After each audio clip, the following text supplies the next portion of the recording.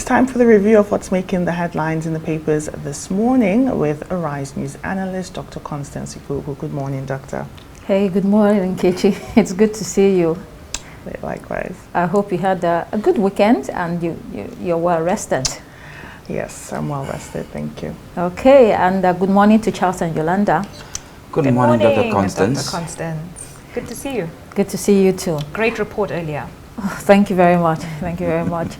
Okay, to look at the papers with us this morning, we have Dr. Iyobosa Owugaren. He is the editor, Nation's Capital of This Day. We'll begin this morning with This Day newspaper. There's so much on that front page this morning, competing stories.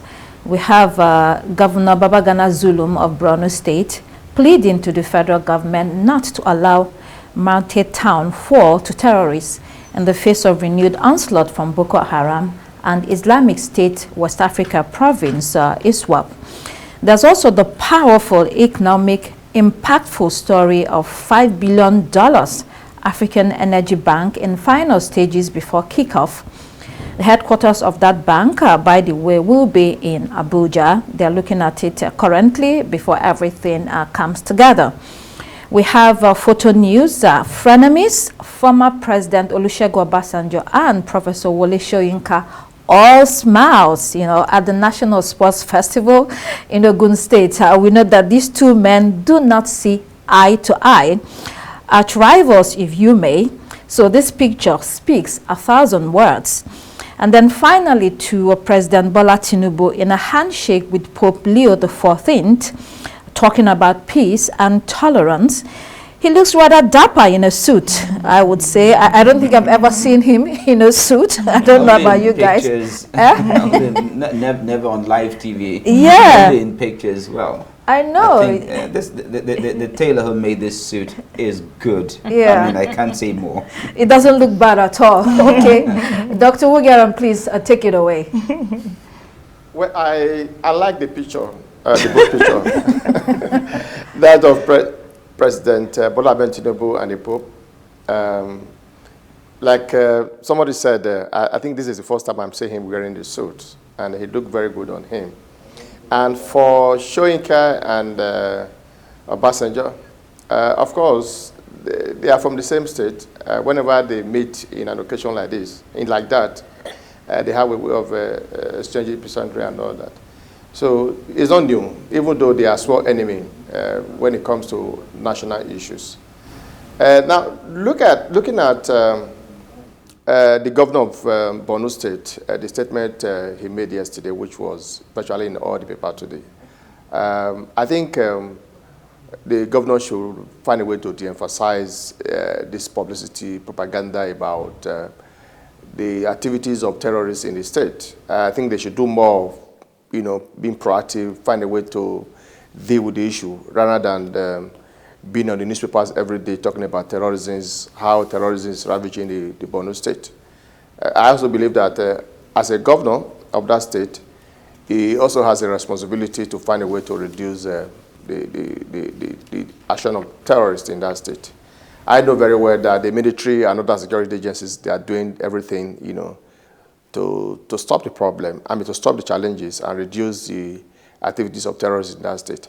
I think what they need to do is to find a way to collaborate with the federal government and security agencies, to reduce, to find a way to solve the problem, rather than, going on the newspapers, televisions, radio every day, talking about the effect of terrorists in that state. They should not make politics out of it. Terrorism is not about politics. It's about finding a way to tackle the problem. And I think that's what the governor should be doing with the federal government and other security agencies to deal with the issues. Because by the time you start talking about it, the terrorists will derive joy that you are talking about the activities there. You are giving them publicity in a way. And that is what the Minister of Information said the other day, that we should find a way to deny the terrorists the oxygen. Because that is what they require to commit more havoc, to create more security challenges in every part of the world where they are operating. So it will help, the state and the federal government and the security agencies if we continue to deny them that oxygen that they require. Okay, finally, there's one more story there. That was the African Energy Bank. Yeah. If you wanted to, yeah, Nkechi, I know economics is your area. So I wanted yeah. to actually touch on that Africa Energy Bank, and I think this is one development that a lot of Nigerians, a lot of Africans are actually really excited for, and a lot of Nigerians because it's going to be headquartered here in Nigeria. And I think there's a paradox that we have. You know, Africa is energy rich, but we're power poor. We sit on some of the largest oil, gas, renewable reserves in the world. However, we still have over 600 million Africans in darkness, right? So I think this is where the Africa Energy Bank comes in, because we've had a lot of foreign investment fleeing Africa. And so we need Africa money for Africa energy. This way, Afrexim Bank comes in, APPO comes in. However, I think I'm cautiously optimistic about this Africa Energy Bank, because we've seen a lot of announcements. We've seen a lot of this type of developments that come down the line, and after a decade or some decades, we're still talking about corruption in that institution. And so I think if this bank can avoid pitfalls of bureaucracy, can actually put the funds where it's supposed to be, and we see that transparency in the implementation, it will be historic for Africa, really. Well said, Nkechi. They are starting off with $5 billion and hope to increase it to $120 billion. Lots of money there. Like you said, we hope that it takes off eventually. Okay, also in Borno State, I think it's important to share why I think the governor is making a lot of noise. So Malte is one of the towns that was resettled a couple of years ago. However, they've also lost people. People are fleeing because now within the last 3 years, they've had a lot of renewed attacks from Boko Haram and ISWAP. And when you look at the Mate local government, they have about 300 villages and towns that used to be very robust. Yeah. You know, all of a sudden has become ghost towns. You know, so the governor knows what he's saying. Yeah, we hope that, yes, go ahead. I agree with Dr. Ujaran to some extent that the media should be responsible enough not to share the narrative about the gains that the terrorists are making, but then let's face the reality. Do not give Governor Zulum the ammunition to do what he's doing. There's a military base in Marte that was overrun not long ago by the insurgents. That's the reality. And the governor's concerns are absolutely legitimate. I mean, we're talking about Nigerians, innocent Nigerians losing their lives here. So yes, I mean, we have that responsibility. The governor has that responsibility. But he also owes his people the responsibility of letting the world know what they are facing. All right, let's move on to Daily Sun. There, why millions of Nigerians may never own a home. Cost of building doubles in 3 years. For millions battling multidimensional poverty, the dream of home ownership is becoming elusive as inflation surges, trapped in a cycle of rising rents, stagnant wages, escalating construction costs. Many are pushed into a future of permanent renting. Yolanda, I mean, this is dire, and it's easy to see why. The cost of erecting a standard 3-bedroom has gone from 7 million naira to 15 million in 3 years. And this is even conservative estimate. I mean, the social impact is overwhelming. Absolutely. It's so expensive to build these days. And when you try to compare that to what people are earning in their jobs and in their businesses, it makes it, as you say, impossible to even think of being able to have a house in your lifetime. There's so many issues concerning the housing sector. You know, there's also these problems of real estate fraud, land fraud, where people are sold land that either doesn't exist or belongs to somebody else, and people end up losing their savings. It's just a whole lot of things when it comes to the housing industry. But yes, I think it's quite sad to say, but it's realistic to note that many people may not be able to afford to actually purchase a house. Yeah, tough times. Yeah, just to add to that, yeah, I agree that the cost of virtually everything in Nigeria is not affordable.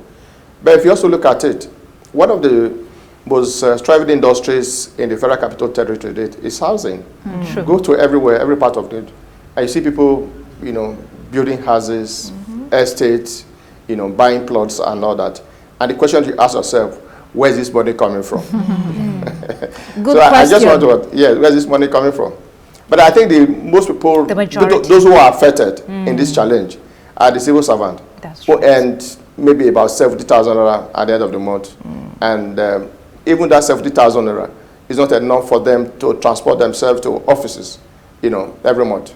So the question we should ask ourselves, these houses that are springing up in the Federal Capital Territory, where is the money coming from? I think we should ask that. Dr. Owogiaren, you know that there is a lot of slush funds floating in Abuja, a lot of corrupt money as well. And when you go to some of those estates, they build them and they lock them up. There's nobody there. Exactly. They're not affordable. Why then do we have this problem of inadequate housing when you have the houses there and no one is living there and then they're just empty? No. Okay. All right. Let's see Daily Independent. China to establish electric vehicle factories in Nigeria. This was made known during a courtesy call to Minister of Solid Minerals Development. We know that Chinese firms are active in the mining sector in Nigeria. A couple of issues here. Factories are okay, but until we see them, this is still a promise. And then there's the illegal mining that is happening, by both local and foreign players, destroying the environment and the landscape. Then you have to deal with the pollution arising from these mining activities or exploration across the country. The Niger Delta is there completely devastated, and now we are going into a mining, or we're already there. Any comments on this? I mean, I think for this to work, like you've said, we have to take into consideration the environmental impact that it's going to have, especially on the host communities. However, when we're trying to get foreign direct investment, when we're trying to collaborate with these big or top countries, we have to know what we're getting, right? It should not be another case of another country coming to take away from Nigeria. Nigeria must host the assembly line. We have to own the value chain. We have to be embedded in whatever China is bringing to the table. We have to also bring something to the table so that our people are benefiting, our country is benefiting, and we're not actually losing out, like you said, from these things that have happened in the Niger Delta. And there is word from the grapevine too that a lot of what is happening in terms of banditry in Zamfara and Benue states, for instance, are actually a cloak for illegal mining activities. I mean, it's more like these people are actually being encouraged. Banditry is actually being encouraged by those engaged in illegal mining to be like a distraction for security forces while it's business as usual for them. That's the word from the grapevine, yet to be substantiated. But I mean, when you see a situation persisting that long, then you know that there is no smoke without fire. Yeah. But I think the focus here is the plants that China is trying to establish in Nigeria. We don't have the capacity, we don't have the technical know-how to do that. Yes. But I think anything that will create more jobs, that will create the economy, I think Nigeria should encourage it. Because at the end of the day, it is Nigerians that are going to benefit. That's Nigeria will be employed, will have more revenue to generate from that thing. So I think it's good. It's a good development, and the Nigerian government must encourage that. Okay, let's move on to the Punch newspaper. 2027, Atiku Camp offers Obi VP role in a one-term deal. When I saw this headline, I was like, really? I don't think the obedient movement will find this ideal. Instead, Atiku needs to stop running and fully back Obi. He could have done this in 2023 and still has the chance to be a kingmaker instead of running again. I don't know who wants to jump in here. Yeah, I just want to say that although Atiku has the right, the constitutional right to want to contest the election, even if it is almost about 4 or 5 times. But I think that his inordinate ambitions will make it very easy or easier for the APC, to win the elections in 2027, because you can't be talking about Atiku, running as president and nominating Obi as a running mate. That's something will not be popular both in the south and the north. You've had a Northerners being president for 8 years. Then after 4 years, you are getting somebody again from the North to occupy that positions. I don't think that decision would resonate well with the South, even in the East, where Peter Obi comes from.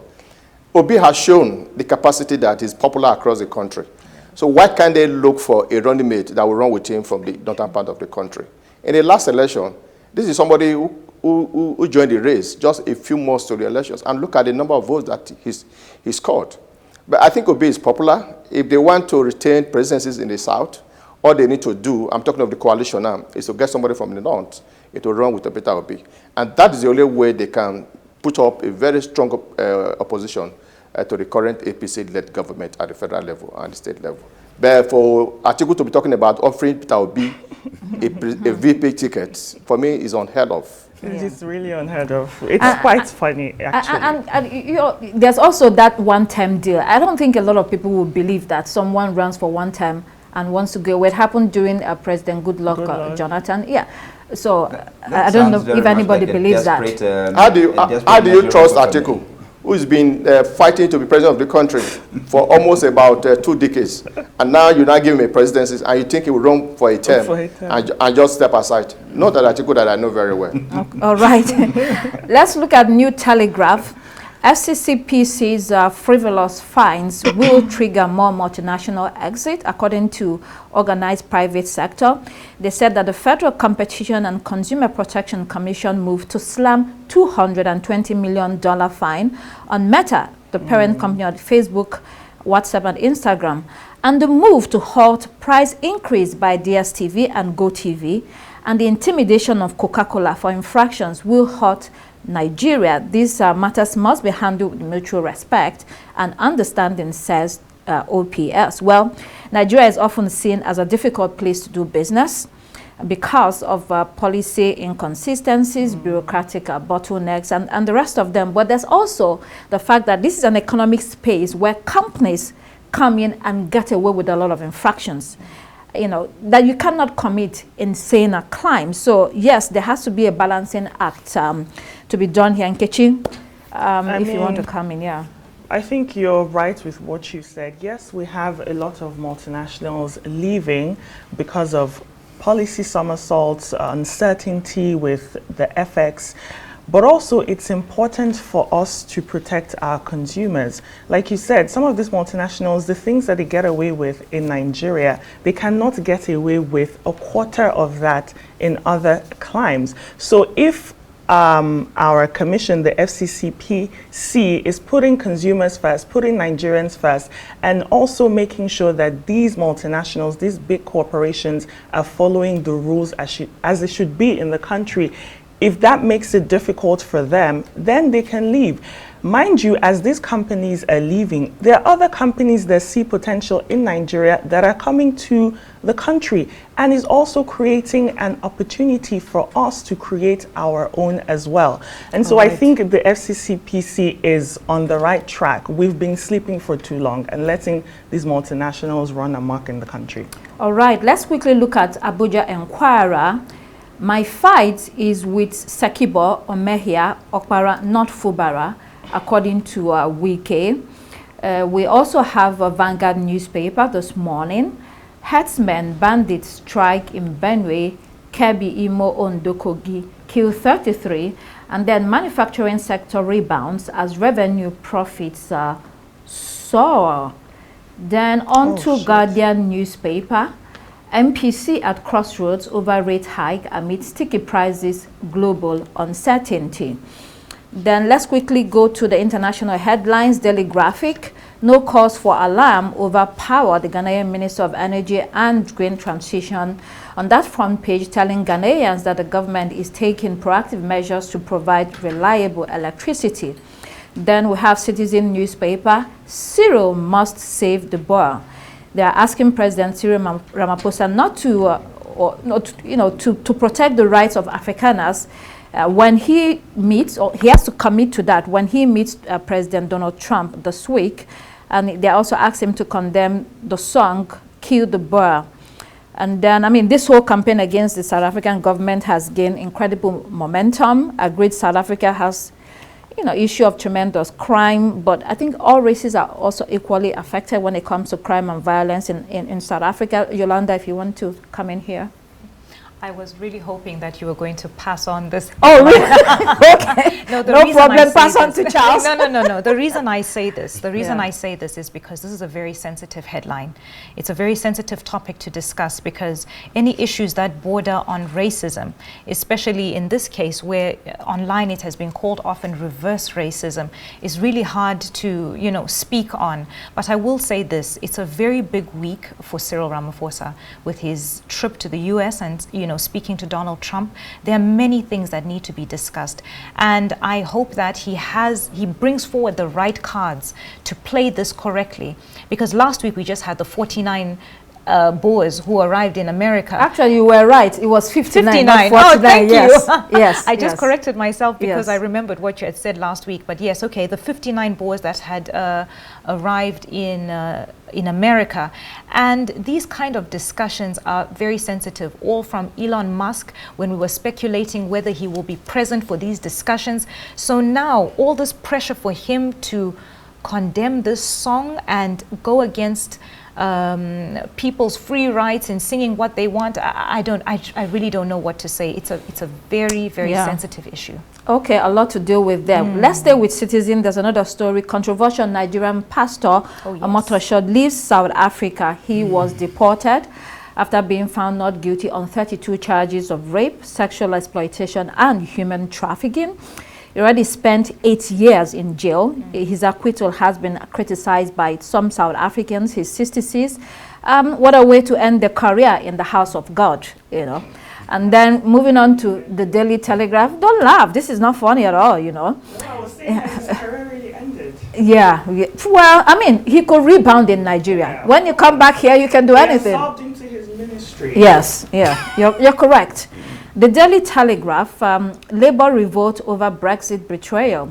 MPs warn worst of both worlds deal will drive voters into the arms of Reform UK. And then let's pair that with Daily Express. On that front page, we have, as the government looks to align us with EU on common standards, Priti Patel warns PM is hell-bent on selling out our Brexit freedoms. I mean, there's no easy way out for Labour and Prime Minister Sir Keir Starmer. You're damned if you do, you're damned if you do not. You just have to deal with the consequences of Brexit. Iyobosa, if you want to quickly come in here. Well, I think that has been on for a very long time. Most of the British believe that they are better off without the Brits, but the current government, led by the Prime Minister, does not believe that there's need for them to also expand the economic frontiers of the UK, especially with the global economic challenges. I think he's doing everything within his power to achieve that. But that appeared not to be resonating well with the British. It's something they are going to be, like you said, is if you decide not to do it, it will be a problem. But if you do it, it will also be a major problem. I think many of the supporters of the current government are looking at it from the political point of view. But let's see how it goes. Is whether they do it or whether they don't do it, it is the decision of the UK government. The Reform UK on their heels. And finally, Daily Mail revealed former US President Joe Biden has aggressive prostate cancer. And then Financial Times also, high turnout, Romania votes in key election. We'll have to leave it there. Dr. Iyobosa Owugiaran, editor, Nation's Capital of this day newspaper. It's been great having you this morning. Thank you very much. And it's been great having you as well, Dr. Constance Ikuku. You know, when you were introducing us, I was surprised you didn't say welcome back again, Nkechi.